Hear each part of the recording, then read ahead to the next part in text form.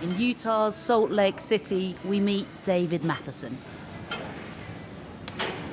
Described by some as the intellectual godfather of gay cure therapy in America. For decades, David preached a message that your sexuality can be changed. Married to a woman for more than 30 years, he wrote the book on how to deal with what he called unwanted homosexuality. And now, at the age of 57, David has come out as gay.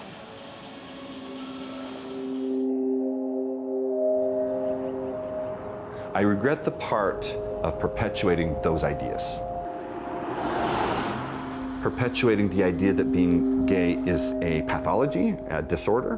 Perpetuating the idea that God is not okay with people being gay, that I regret. I mean, it held me back, and it held a lot of other people back. David lives in the heart of the Mormon community in Salt Lake City and tells me he regrets the past. Are you sorry for some of the damage and harm you caused? Oh, are you kidding?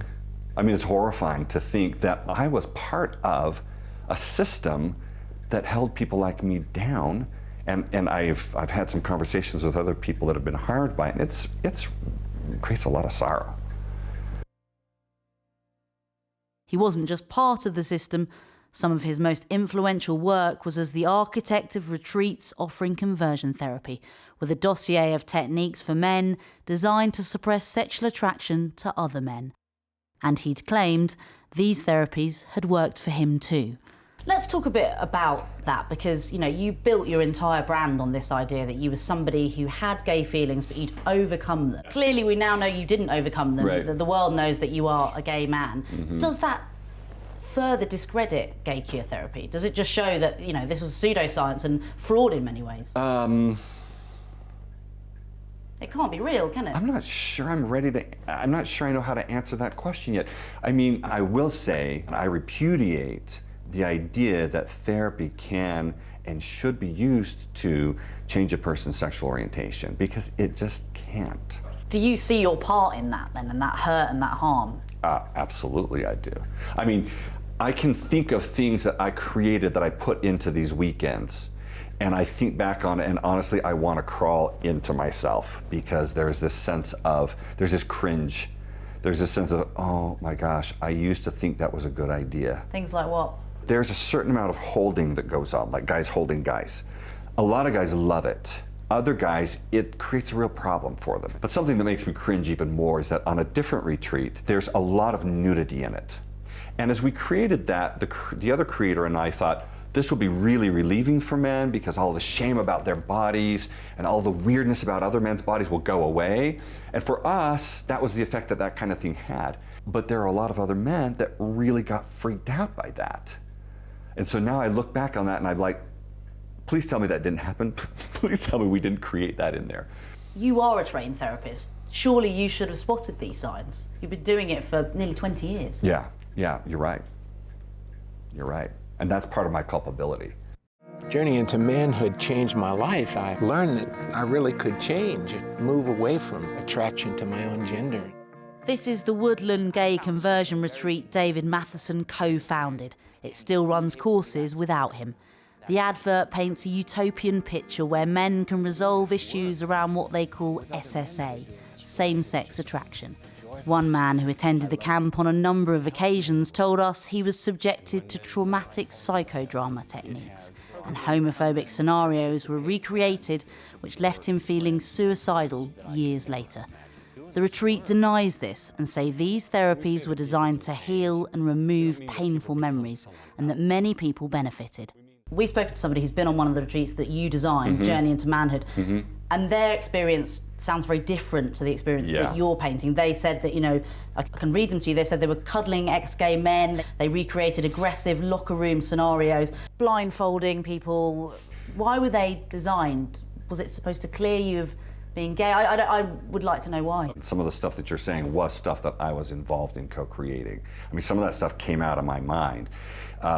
And we were well intended, but what we didn't think about at the time was, okay, it may be helpful to these 5, but these 2 or 3 or 4 or 5 or 10 over here could get really messed up by that. So do you denounce these retreats? If those retreats are doing that kind of stuff, they need to stop. Do you think gay queer therapy should be banned in America?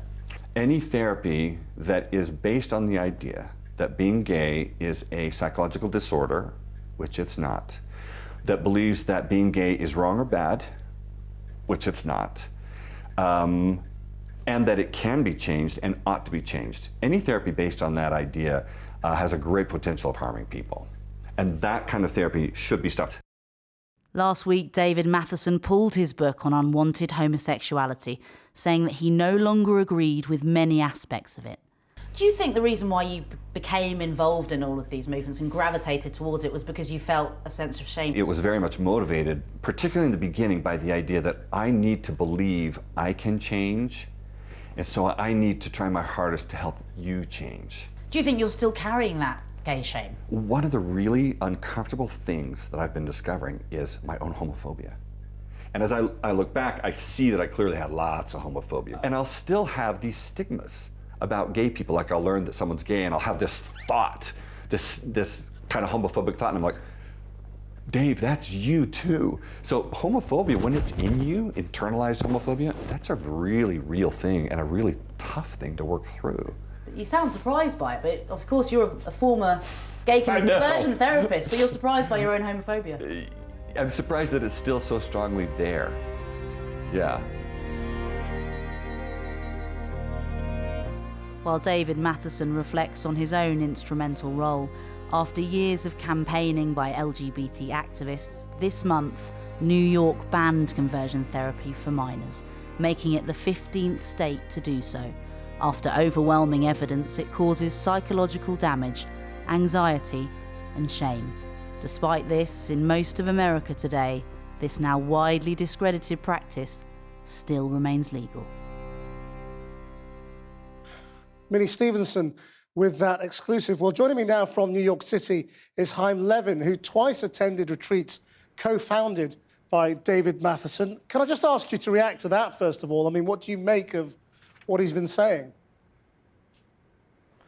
You know, I feel like he seems to be interested in understanding the harm that he's done, but I don't feel that he's gone far enough at this point in terms of repudiating his past work, and I think he has a ways to go in that department. Can I ask, how did you end up going on these retreats? Not once, but twice, as I understand. Well, so I grew up in an ultra-Orthodox community in Brooklyn, and at the age of 17, I was outed in my yeshiva, which is a religious school, and a rabbi recommended that I seek out a Jewish organization that is now doesn't exist anymore, called Jonah. And part of their program included going on these retreats. I went on the first one in June of 2007 when I was 2 weeks into my 18th year. And then about a year later, right before I stopped doing the program, because I felt like maybe I needed another go at it, and that was also part of the advice given to me by the people at Jonah. Did you believe that you could be converted? Absolutely. I never knew that gay people existed and had regular lives and were able to be healthy members of society. I had never known any actually out gay people, so and I also had very limited secular education growing up, so I absolutely believed that. I mean, the way some of the activities on the workshop have been, the retreat have been described, sound quite traumatic.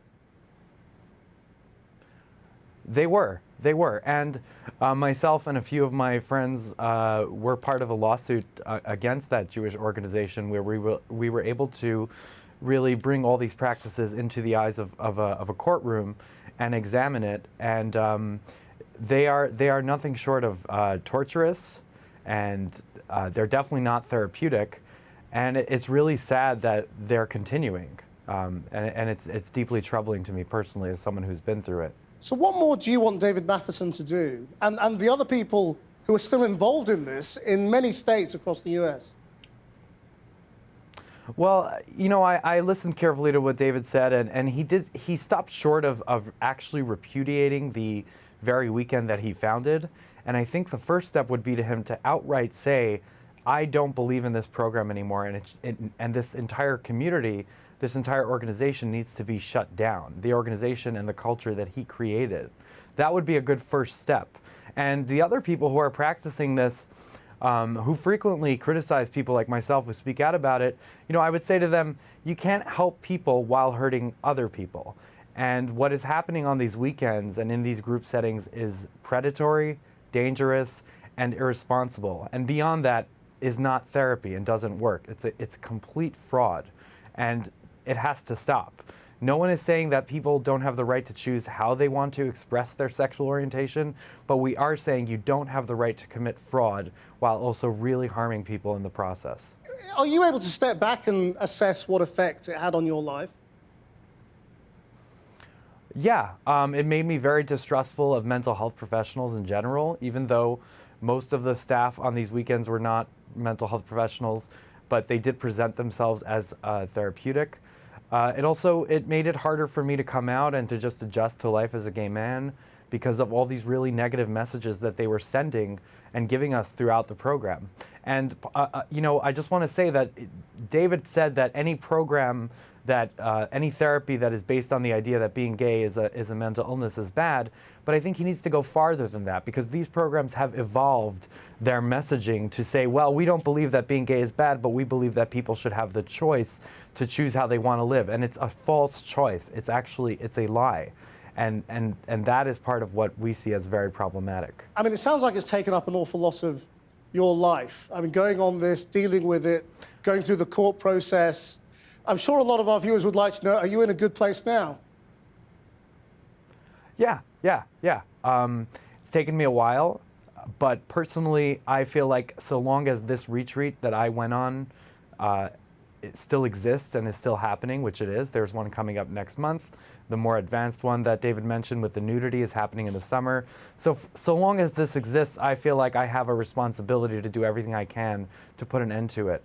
And so while I am glad at where my life is today, I will be able to sleep a lot better at night knowing that this is not happening anymore. Chaim Levin, thank you very much. Well, the co-founder of the Journey into Manhood retreats offering conversion therapy, Rich Weiler, told us in a statement in response to our interview with David Matheson, "We made every tweak to our program that he ever suggested that might make it more beneficial with less chance of anyone feeling hurt. We also have had at least 30 licensed therapists attend our workshops over the years to volunteer and observe, and they have affirmed our approach without raising concerns."